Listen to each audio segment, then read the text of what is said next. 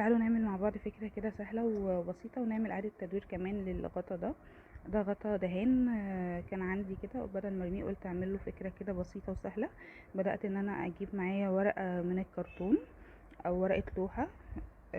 حطيت كده شمع على الغطا، والورقة انا قصدها اكبر من الغطا بشوية، والزيادات دي هبدأ ان انا اتنيها لورا كده، واغلفه كمان من ورا يبقى بالشكل ده كده.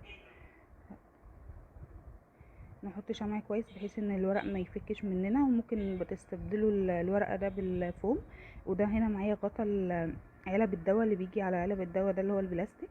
هبدا ان انا اجيبه واحط عليه شمع بالشكل ده كده، وهغلفه كله بالبابلز ده. هسيب بس جزء من ورا كده ان انا مش هغلفه. وهنا ده الغطا بعد ما غلفته كويس وعملت له اطار كده بالخيط. جبت الغطا ده معايا، حطيت له الشمع بالشكل ده، هبدأ ألزقه في الغطا يبقى ده كده شكله.